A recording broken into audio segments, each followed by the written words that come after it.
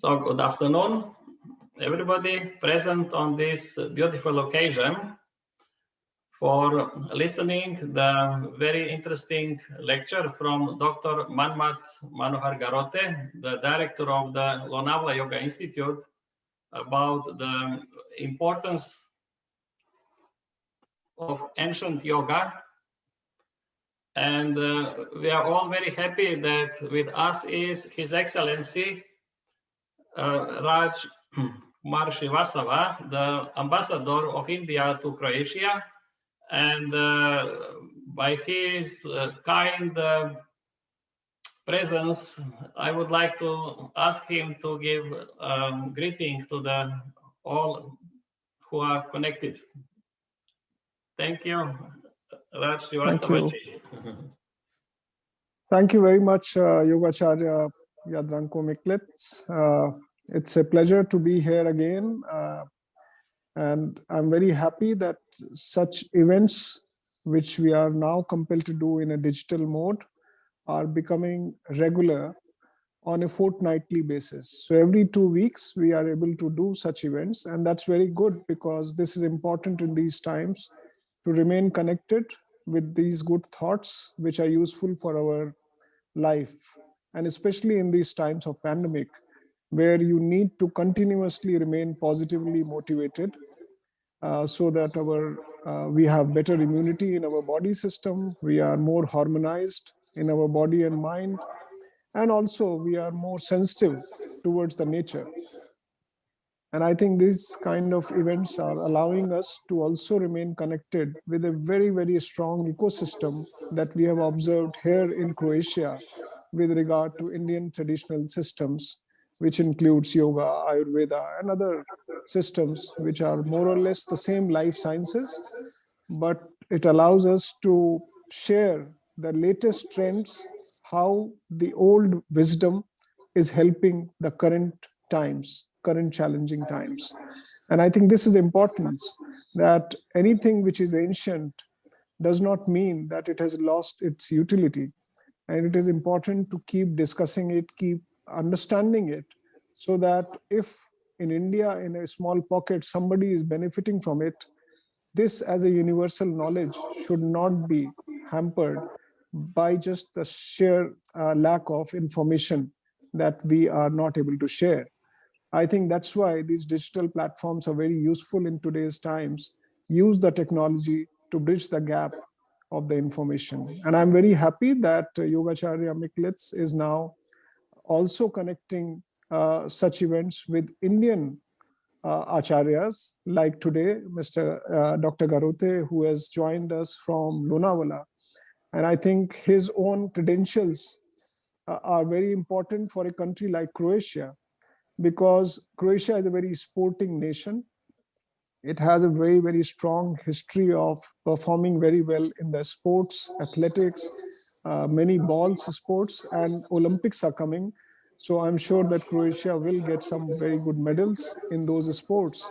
And I think connecting sports also to this traditional wisdom of yoga and traditional systems is also possible through the experience of, say, Dr. Gharote, who is working on these areas of physiotherapy and sports. And I am sure that he will throw some light on this aspect, that yoga is not only an exercise to harmonize your body and mind, but also improve your body systems, which can make you perform better in the sporting arena.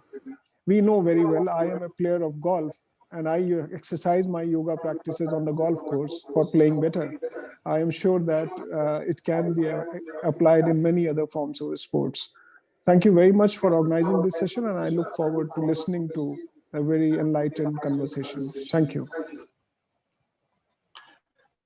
Yes, thank you very much, Your Excellency. And now I just want to give short introduction to Dr. Manmathji, because I know him already for some number of years, and especially his father was a great saint of India and great researcher, and he was making the first scientific research about yoga with Swami Kulananda, many years back. It's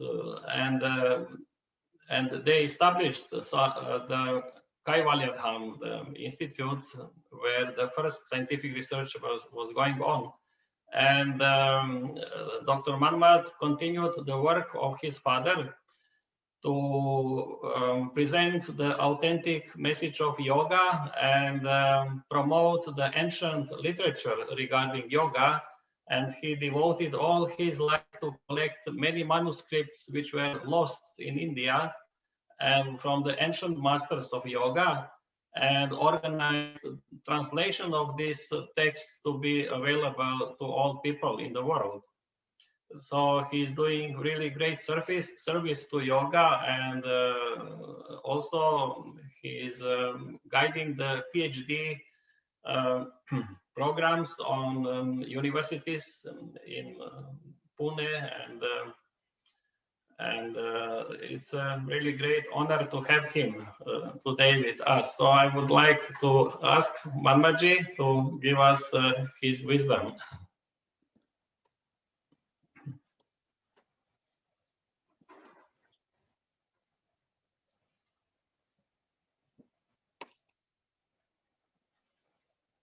Shri Gurubhyo Namaha. Respected Raj Srivastav ji, sir, namaste. आपको देखकर बहुत अच्छा लगा. It's a privilege. My dear Professor Gharote, a great scholar, but very humble person, and all my dear scholars, those who want to attend today's seminar. I feel I am audible. Professor Gharote, I am yes. Yes. Now, this is very important topic which we want to discuss today, because this topic is, I feel, full of real wisdom, and the topic is importance of ancient wisdom of yoga in present era. The time is always short to discuss such things, but somewhere definitely we have to reach up to the conclusion today. In this topic, basically there are three terms which we have to understand today. One is ancient wisdom, second is yoga, and third is present era. So, considering the topic today, there are some questions to be understood properly, and those questions are, what is this modern era? Because we have to understand modern era today, otherwise we may think yoga is very ancient and era is modern. We may think both are totally different two poles. So we have to understand what is modern era. And then definitely we want to understand what ancient wisdom means. And then, although people, they know, if you ask the people what is yoga, they are there to give answer of this, but still we have to understand the meaning of yoga. And finally, what is the use of yoga in this modern era? So number of questions, we try to reveal the secret of those questions. So let us see what is the present situation of every individual in this modern era.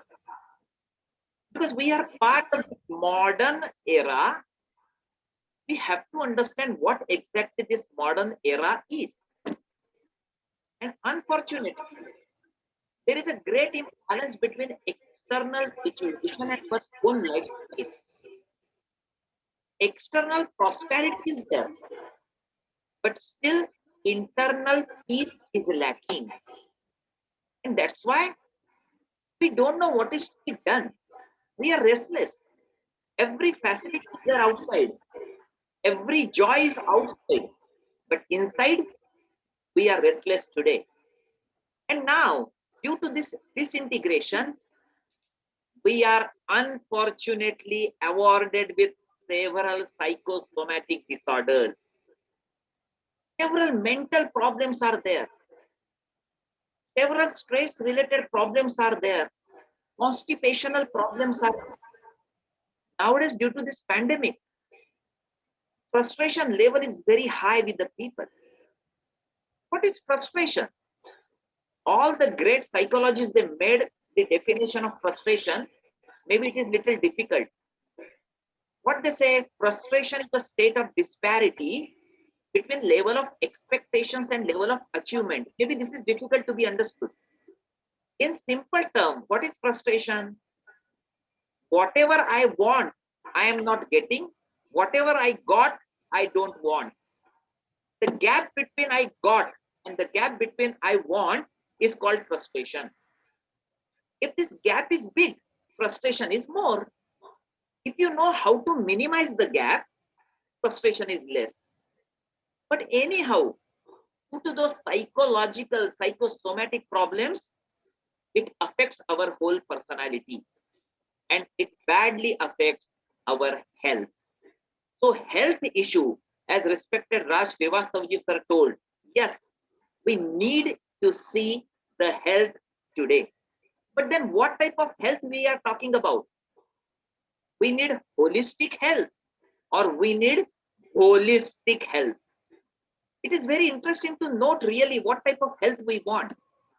Because holistic health may be like a only cure of the disease. But we don't want only cure of the disease. We want to dis-ease the disease. And when we want to dis-ease the disease, there are three things we have to understand: prevention, promotion, and cure. That's why if we are having diseases, definitely go for the treatment. But it would be fantastic. Rather to suffer with the disease, it is better to prevent the disease. And that's why prevention is better than cure, they say. So we need today holistic health. Now, it means that if we talk about holistic health or we talk about integrated personality, we have to understand today what are the aspects of our personality. Unfortunately, people consider only we have physical personality. So we are very running behind physical fitness.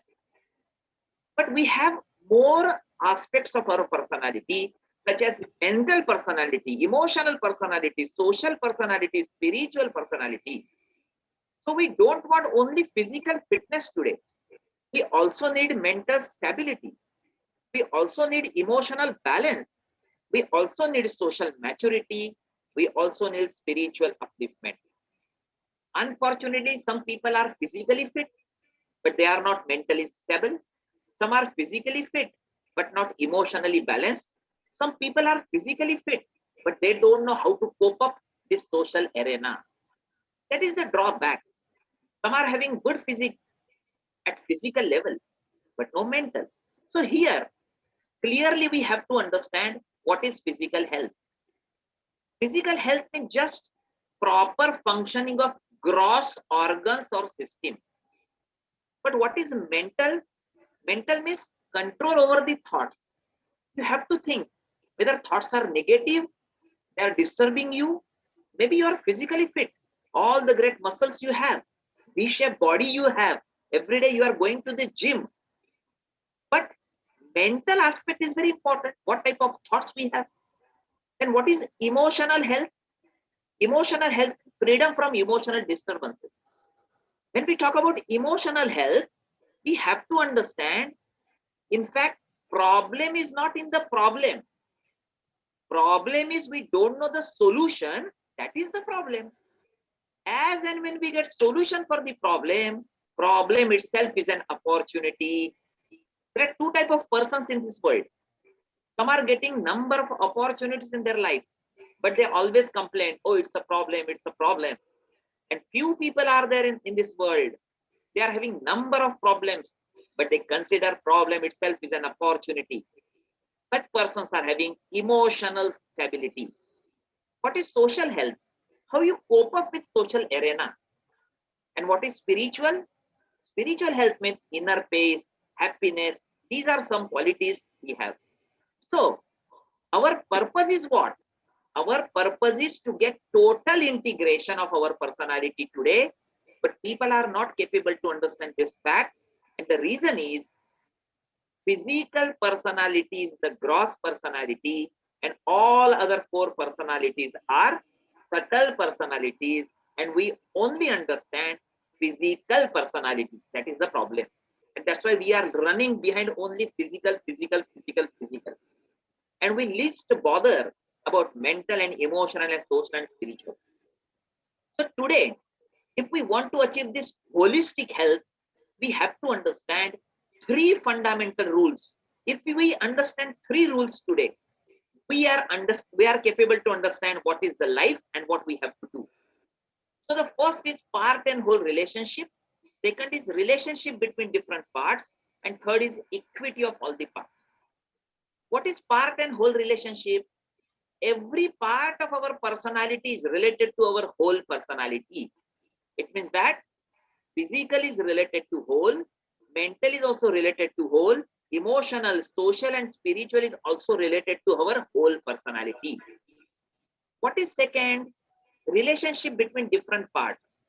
Means physical is related to mental, mental is related to emotional, emotional is related to social, social is related to spiritual, and every part is interrelated. And what is third? It is equality of the part. The problem of the world is here. They don't know all the parts are having equal importance, because mental, emotional, social and spiritual are subtle and physical is gross. That's why they are doing only and only for gross body, whereas they have to use gross body for all other aspects of personality, but people are not capable to understand this.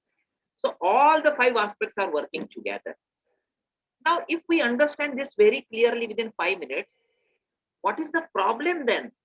Why our personality is not integrated? What is the reason? And reason is very simple. Reason is our mental state. If our mental state is collapsed, if our mental state is disturbed, all the aspects of personalities are totally disturbed, because mental state affects our physical, our mental, our emotional, our social and spiritual. That's why the key of success is our mental state. So here, why yoga? Because yoga is that subject. Maybe some are having physically fitness but not mentally. Some are having mental but not emotional. Some are having emotional but not spiritual. Yoga is that subject by which whatever personality you are lacking will be developed. And that's why this yoga subject is very, very essential.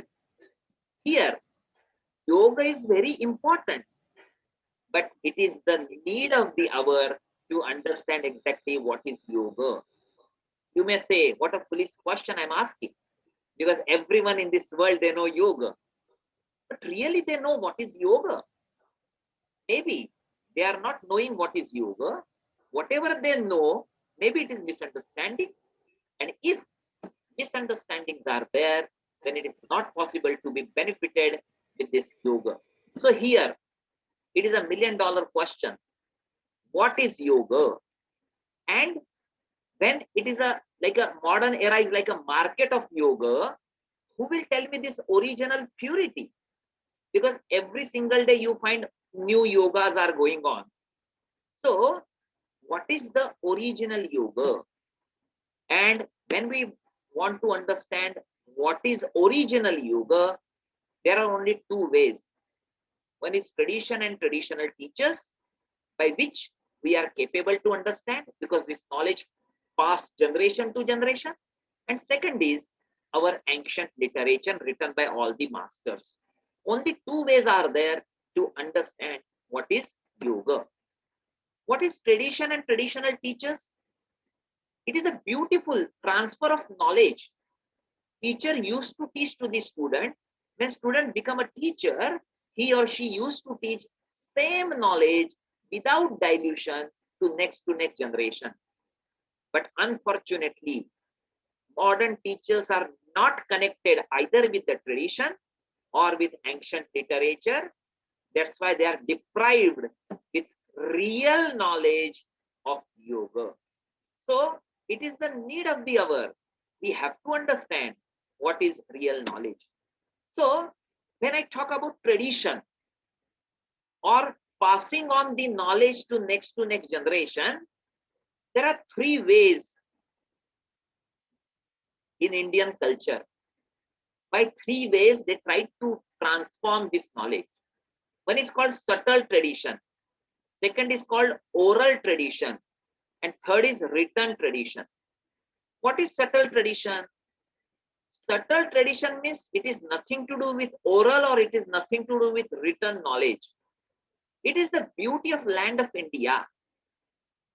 Great masters, they transferred this knowledge without orally, without written, but just through remembrance, just through gazing, just through touch, they transform this knowledge to the Shishyas, the disciples. This is the beauty. This was one way to transform this ancient wisdom. The second was oral tradition. They transmit this knowledge orally, and by the oral discussion, oral discourses, students were getting this knowledge. So this is another transfer of knowledge, second alternative. The third is written tradition. Everything about ancient knowledge, everything about yoga, we find in written form, in fact, which are written in ancient manuscripts. But unfortunately, today, we don't know the language in which this topic is written. At one side, modern teachers are not part of any tradition. At other side, they don't know the ancient wisdom. And that's why they are not capable to spread real message of yoga. So this written tradition is at least available. Maybe subtle tradition is at some places, but written tradition is available and it is called manuscript. This is the richness of the country of India. Number of manuscripts are there. Ancient wisdom is already written in that, but we don't know. So I would like to share something with you when I talk about this ancient manuscript. You all will enjoy. So this ancient wisdom is written in the form of manuscripts. All the ancient masters, they have mentioned everything. And this wisdom is written on 4 different material they use, like paper material, palm leaf material, bamboo leaves, and cloth. I would like to share some of the beautiful manuscripts to you. See ancient wisdom. See the beauty. This is on the paper material. This is paper manuscripts. This paper manuscript again. This paper manuscript. If you permit me, really I would like to show original to you, which I'm working on. These are all the original manuscripts we are having. As respected Professor Yadranko explained, that the nature of my work is just to collect all the ancient manuscripts and then publish in the form of books. So these are beautiful manuscripts, which wisdom we have. This is on the palm leaf. Palm leaf. Palm leaf. This is on the bamboo. They are so brutal, but still knowledge is there. On the cloth, if you see here, it is written on the cloth. So such type of material we have. Why this is very important, this wisdom? Because it is like a diary of all the great sadhus, all the great masters. And that's why it is unquestionable authentic. Because they have applied first all the practices and then they have written. So here, my question is still there. What is yoga? And we have to understand answer of this question and number of ancient texts mentioning the definition of yoga. Unfortunately, today, people consider yoga is just physical acrobatic. Unfortunately, people consider in some parts of the world, they consider it just for reduction of the weight or flexibility. No, yoga is very vast subject. But for that, we have to understand ancient manuscripts. All the books, all the text, they're talking about same thing. And the definition of yoga they're talking about. But time is little short and I would like to give only one reference to you. There is one ancient text which is called Patanjali Yoga Sutra. And in this Patanjali Yoga Sutra, which is 2000 years old approximately, and great master Maharshi Patanjali has written this, and he mentioned the definition of yoga. Our question is, what is yoga? Unless and until we are not capable to understand the meaning of yoga, it is very difficult to utilize yoga for our integrated personality. So what is yoga? And in simple way, Sanskrit, Patanjali mentioned in 4 terms: yoga, chitta, vritti, nirodha. This is the definition of yoga. What is the definition of yoga? Yoga has chitta, vritti, nirodha. So the meaning is complete cessation of modification of thoughts. Means what?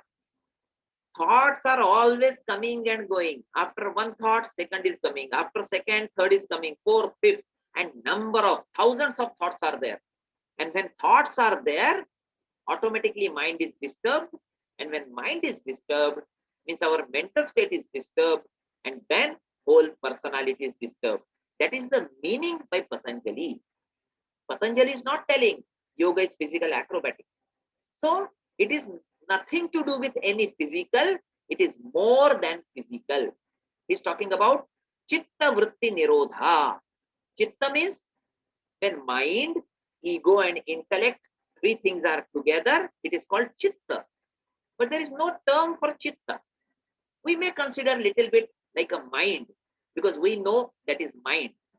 So as and when there is a complete cessation of the vrittis or thoughts in the mind, that's the state which is called a state of yogi. It means that everything is related to mind, mind and mind. That's why if chitta or mind is so important, today we have to understand real message of yoga. There are 5 different levels of this chitta or mind, consider. There are Sanskrit terms. I don't want to go in the Sanskrit terms. Just I pronounce Kshipta, Mudha, Vikshipta, Ekagra and Niruddha. Now I would like to show one diagram. You will understand where is the problem. Now if you consider this circle as a mind, and if you consider arrows like a thoughts, how you explain this person? It is very chaos situation. More thoughts, and thoughts are not controlled properly. They are going anywhere. At the same time, number of thoughts are there and you don't know what is to be done. This is the first stage. The second is called Mudha. Comparatively, Kshipta, Mudha is better because at least thoughts are running in one direction. But again, we have to remember the definition of Patanjali. Yoga has chitta vritti nirodha, means complete cessation of modification of thoughts. This state is also not bad. Then Vikshipta, comparatively Kshipta and Mudha, Vikshipta is better because less thoughts. What is our equation? Less thoughts, more stabilization. So we have to understand this. Ekagra, the 4th stage. This is one-pointedness. Comparatively 3, the 4th stage is very good. But again, we know one thought is there, second is coming, then third, fourth, fifth, 10, 50, 100, 1000, 2000, 20,000. Number of thoughts are coming. And when more thoughts are there, again, it is a disturbed state. That's why yogic practices, why yoga? And yoga is for downfall of those thoughts. And once downfall is there in the vrittis or the thoughts, automatically we get stabilization. Once stabilization is there, then automatically we get success. That is the message from ancient wisdom about yoga. So all the practices, whatever practices you are doing under the name of yoga, maybe asana you are performing, pranayam, bandha mudra, shuddhi kriya, all the different types of yogas, for example, bhakti yoga, karma yoga, jnana yoga, mantra, any yoga you are doing, it is only and only for one purpose, and that is downfall of the vrittis. But remember, to train directly your mind is not possible, because mind is very subtle. That's why you have to utilize your body to train your mind. And that's why we have to understand today, yoga is, it is not physical, it is psychophysical. You are using your body to train your higher aspects of personality. If you are observing proper fundamental principle, automatically it is possible to reach up to the higher aim. Maybe stability is the higher aim, or realization of your true nature, maybe that is your aim. But unless and until there is no stabilization of your mind, it is not possible to achieve anything. Sorry to say, in the last pandemic, number of cases we heard, people were physically fit. They were utilizing 6 hours, 7 hours in gym, but unfortunately they committed suicide. In India, you find number of cases. Some cases are there. They were physically fit, but then what was the problem? And the problem was mind. They were not with this upliftment of the mind, not stabilization of the mind. So what is life? Life is like a mind game. If you are at Shipta level, you are more confusing. Then you go to Mudha, little less. But then you go to Ekagra, there is no confusion. And then when there is no confusion, you are achieving the proper success. So that is the whole philosophy suggested. But in practical modern era, I would like to suggest, that is the base I just told to you. Why yoga? It is only for yoga chitta vritti nirodha. But we have to understand in modern era about those 5 personality, exactly what is going on with us. So there are 5 different aspects of personality. Try to understand this diagram. Then we will discuss what are the practices we have to perform, definitely. So here, try to understand. There are 5 aspects of personality: physical, mental, emotional, social, and spiritual. 5 aspects of personality. Now, what is going on? This society has only one work, one assignment. And that assignment is called fault finding mission. This society always wanted to find your all the problems. And this society always hammering the problems to you every day, showing your problems. Every day, criticisms are there. Every day, problems means viruses and other all different problems are there. And it affects at your emotional level. Up to certain level, you try to cope up. But time comes when your emotional level is full and the problems are not bearable. But we don't know what is to be done. But our body is a great machine. This emotional level, try to shift some problems at your mental level, the lower level. But still, there are several hammerings are going on from the society. Virus, difficulties, negativity, fault findings, number of things are going on. Up to certain level, again you try to cope up at mental level. But again, due to constantly hammering is going on, emotional level is full and mental is also full. And we don't know what is to be done because no one taught us how to remove those problems. And then those problems which are at emotional level shifted to mental level. The problems which are now at mental level automatically shifted to the physical level. Now try to understand. Problems are not shifted to physical level, only the symptoms are shifted to the physical level. Problems are still at emotional level. Problems are still at mental level. Unless and until we don't know how to treat our emotional personality, our mental personality, it is not possible to achieve success. If problem is shifting from emotional to mental, if problems or symptoms are shifting from mental to physical, can it be possible if we perform some of the practices through body, it affects at mind level, it affects at emotional level? Are there some practices you have to perform through body, but it affects at your mind level, it affects at your emotional level? And answer is yes. Those practices are called yogic practices because they are not physical practices, they are psychophysical practices. What is the meaning of psychophysical? You have to perform through body, but it is not for the body, it is for mind. Only thing is that, for example, you are angry. See how tense is your body. But if you try to relax your body with proper understanding of ancient fundamental principle, automatically you are capable to achieve control at mental level. Maybe some vague emotions are there. You perform some of the yogic practices by which it is easy to achieve control over emotional level.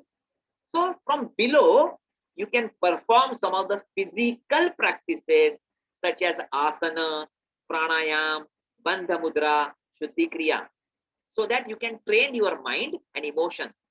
But from above, you can perform some of the spiritual practices such as yama niyama or dharana, meditation, dhyana, chanting of the mantras, meditation, or om chanting. So if you perform those practices from upper side, you are getting that power by which society may create some of the troubles. Maybe some viruses are there, whatever it may be, or some criticism is there, negative tendencies are there. Your emotional level is totally strong, and all the problems you may start considering like opportunities. Remember, problem is not the problem. Again, I say, problem is we don't know how to find the solution. That is the problem. As and when we get solution, same problem turns to opportunity. So this is the philosophy. Whomsoever understood this, they are like a monk. But those who are not capable to understand, they don't know today what is to be done. So mind or mental level to be trained properly. And yoga or yoga practices are so important because you perform through body, but it affects at your mind level. So here you have to understand this basic chain of the diseases. We understood all the activities are mental activities. We understood this today. Why mental activities? Because in every activity, mind is always involved. Mind is culprit. Mind is always involved. So if you give only treatment to your body, it won't work. You have to give treatment to your mind. But we don't know how to give treatment to the mind because mind is not gross, it is subtle. So therefore, the process of getting sick and process of cure are essentially mental processes. Thus, all the disorders are related to mind, mind, and mind. If we know today how to train the mind, we are master of this universe. All the ancient masters, all the great sadhus and saints, they mentioned everything very clearly in ancient literature. But the problem is today, most of the modern teachers are not having the knowledge of ancient wisdom, not part of any tradition. So we have to understand real ancient principles of asana, maybe pranayam, bandha mudra, shuddhi kriya. Why I am telling ancient principle? Because, for example, I'll give one lock to you and I will give 100 keys to open. But the main key by which you are capable to open, I won't give to you. You try number of keys, although you are having the keys, but not possible to open the lock. Why? Because every lock has its own key. Similarly, when you perform any of the practice of yoga, you should know the fundamental or ancient principle of yoga.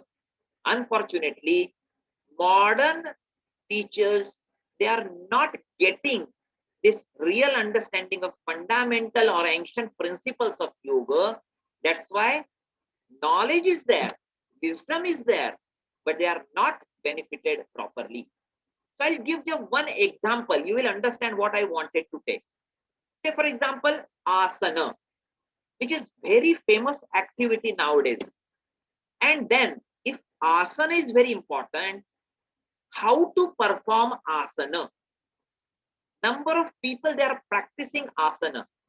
But if they know the ancient principle, then it is benefited. Otherwise, whole life they perform asana, no use of that. I'll give just one example to you. You will understand why I'm telling the role of ancient wisdom is so important. Again, I would like to quote two sutras from great text Patanjali Yoga Sutra. This is the characteristics of asana or fundamental principle of asana. What is the fundamental principle? Patanjali said, Sthira Sukham Asanam. What is the meaning of this? Sthira means stability and Sukha means comfort. Asana means what? Stabilization is the asana. It means that if you are running, it is not the asana, because stability is asana, sthirata, stability. And sukha means pleasure. So, sthira related to your body and sukha related to your mind. But how to perform? It is called prayatna shaithilya, means effortlessness. If you perform more efforts, you are not following the fundamental principle. Maybe you are getting other benefits, but you are not getting benefits of yoga. So now I will give example of this. Now, if someone will ask you, where is the problem? Why fundamental principles are important? Based on those two sutras, I would like to tell you the role of ancient principle. For example, modern teacher consider asana as an exercise. Now, where is the problem? I will tell you very clearly. When someone is asking you what type of practices you are doing for your fitness, then you say, I am doing yogic exercises. Now you use term exercise. Maybe you are aware what is exercise, but people are not capable to understand what is exercise. They don't know exercise has two types. There are two types of exercises. One is called static exercise. Another is called dynamic exercise. What is static exercise? Static means there is no repetitive movement and you are maintaining final position. This is static. What is dynamic? There are repetitions, but you are not maintaining final position. Two types are there. Static means no repetition in the action, but maintaining final position. In dynamic, repetitions are there and you are not maintaining final position. For example, you go in the gym. There is one apparatus called dumbbells. You perform dumbbells for the biceps and triceps, for example. It is a repetitive movement. Like this, you perform 1, 2. For example, you perform weight training. It is repetitive. It is called dynamic. So remember, in asana, there is very little movement. But in exercise, it is repetitive movement. Asana consume minimum energy, but exercise consume more energy. For example, you perform shavasana, minimum energy, but if you run, you are using more energy. Very clear. Asana brings tone of the muscle. Try to understand this. Most of the teachers, they don't know. You have to understand this. When you stretch the muscle very slowly, muscle gets relaxed. When muscle is relaxed, automatically the pressure at mind level is minimizing or reducing. But in exercise, You perform for strength. Now, in asana, do not increase the muscle mass. But in exercise, you increase the muscle mass. Means the shape of the muscle. I am not telling what is right or what is wrong. I am telling you should know what you want. If you want that you need strength, go for dynamic. If you want to develop your biceps and triceps, directly go for dumbbells. But don't tell it is dumbbells yoga, because this is nothing to do with yoga. Yoga is totally static, because all the ancient texts, they are talking about same thing. So remember, the purpose of physical exercise is to attain physical fitness. But purpose of asana is to reduce the disturbance of the mind. What you want, what is your intention, then go and perform those practices. If you want to achieve stability of the mind, go for asana. But if you want strength and you want to develop motor qualities such as strength, speed, endurance, agility, flexibility, then go for dynamic, no problem. But both the subjects are totally different. Unfortunately, modern teachers are not capable to understand this fact, and they mix everything in everything. That's why today, role of ancient wisdom is very, very important. Why I'm telling? Because I got opportunity to publish one encyclopedia of traditional asanas. Near about 250 manuscripts we collected. 1,100 authentic asanas are mentioned. And all the references are there, which asana from which manuscript. So it is authentic record we have. I really would like to tell you, go to ancient wisdom. It will be benefited. So here, if we have little time every day, what practices are beneficial for us? All the ancient practices. You can prepare one small routine every day. So what would be the small routine? Take one practice of changing the polarities, topsy-turvy asana. If you have 30 minutes every day, you can go for this program.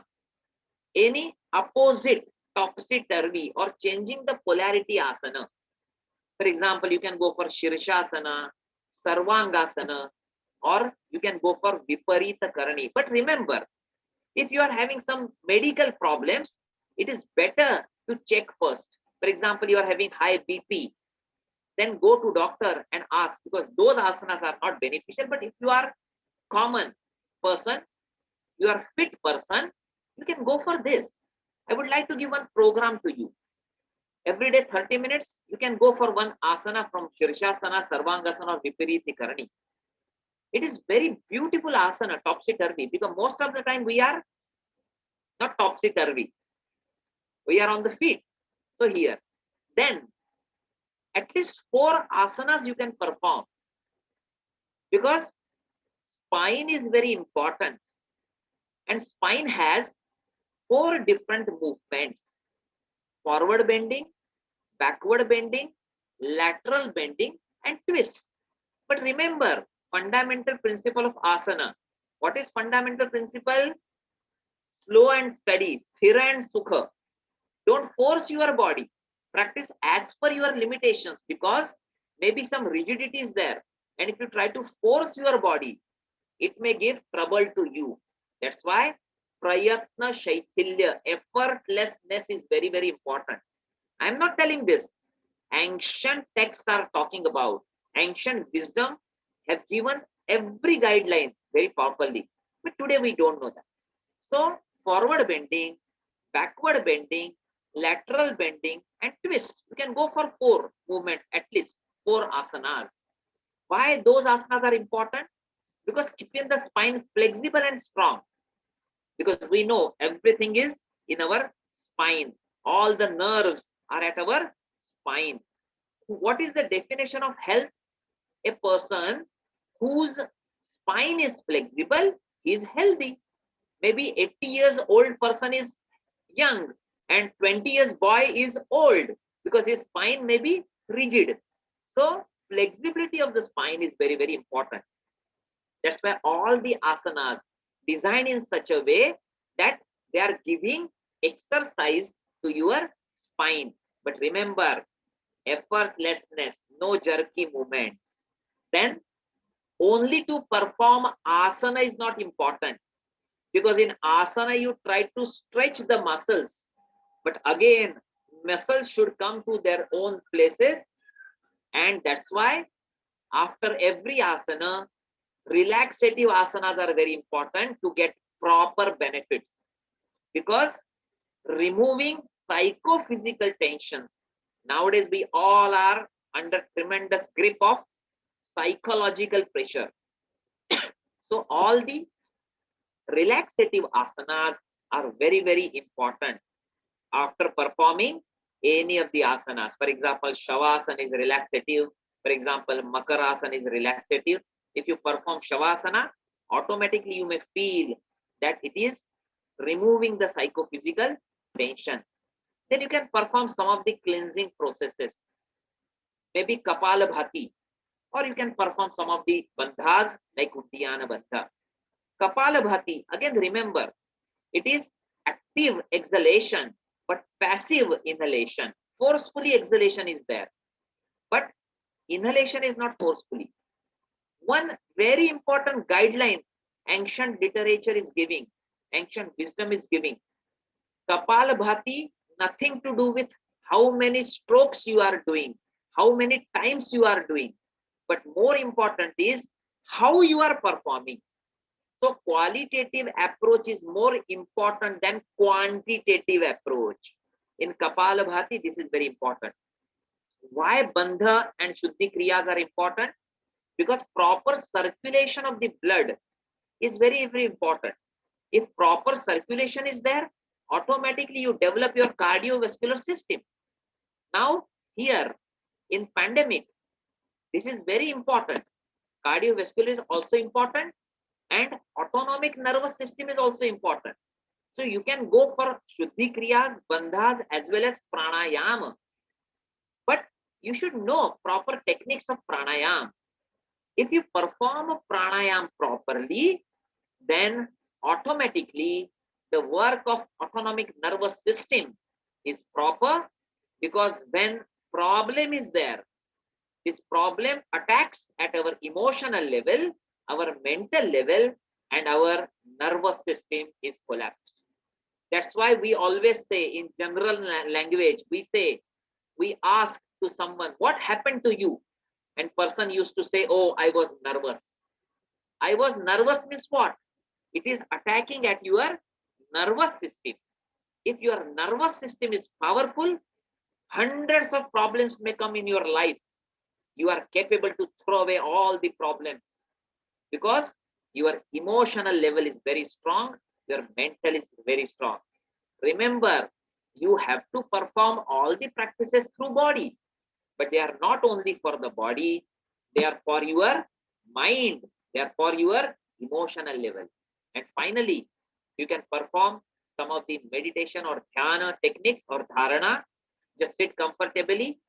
If you know any kind of mantra, you can chant the mantra, or simply you can observe the flow of your breath.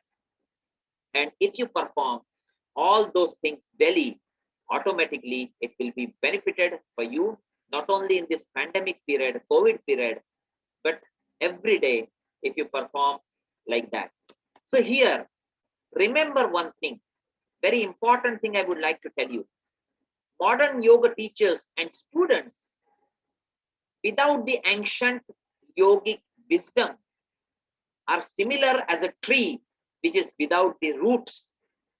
If modern teachers are not capable to understand real fundamental principles of yoga mentioned in all the ancient texts, then something they are lacking. Although they are practicing yoga, but they are not capable to get proper benefits from yoga. That's why the guideline given by ancient masters through ancient wisdom must be understood, must be applied, and then all the problems, maybe physical problems, maybe mental problems, maybe emotional problems, maybe social problems, or maybe spiritual problems will be thrown away out of. Remember, corona problems may be outside, but unless and until we don't invite, problem won't come. If we develop our efficiency, no question about that. And as respected Raj Srivastava sir said in the beginning beautifully, that it is the need to develop our immunity. And I would like to add something more. It is not only the physical immunity, it is more mental immunity, emotional immunity, social immunity, also spiritual immunity. And once we develop this immunity with the practice of yoga, with following all the fundamental and ancient laws and rules, I'm sure there is no any problem survive in our life, and our life would be joyful, would be in pleasure. So this is the vast spectrum of ancient wisdom of yoga and its importance in modern era. Time is always short to discuss such things, but I have given some guideline to you, and I would like to convey very humble thanks to Raj Srivastava ji and my dear friend Yadranko for giving this beautiful opportunity to share some wisdom with all of you. 2 minutes are there. If there is any question, please feel free to ask. Thank you very much. Om Shantihi, Shantihi, Shantihi.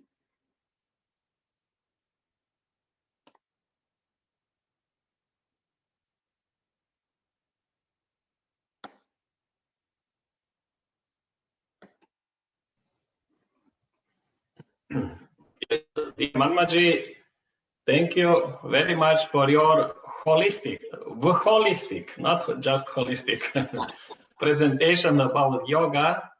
And we see how the yoga is as a universe. It is including all levels of life. And the practice of yoga is considering all levels of life, become conscious of the condition on all levels of life which we are. And the yoga is ancient science, which is giving us practical methods, how we can handle all those levels and understand which level is the cause of the next level. Yeah. And the final cause of all the levels is that level of our source of our own life, or the level of samadhi in yoga mentioned, or pure consciousness. If we are able to handle that by the practice of yoga, chitta, vritti, nirodha, then we improve all levels of life. On the emotional and the spiritual and the emotional and the mental and physical and social levels. So this is the main teaching which we got from Dr. Manmath, very clear, and so with so many examples, and importance to really understand that ancient literature which is mentioning about the true meaning of yoga, and this is the must to study. Every person who wants to enjoy the full benefit of yoga needs to study this literature, and we are very happy that he's doing that enormous work and make that literature available to us through his institute. Thank you, Manmath, once more. And I would like to ask His Excellency Raj Srivastava, Ambassador of India to Croatia, to reflect on this beautiful event we had just now. And I thank him once again that he is making possible that ancient wisdom of India supporting these programs of Ministry of Ayush to be reachable to all the people all over the world through the function of the embassy. Thank you so much for all of that. Thank you. Thank you so much.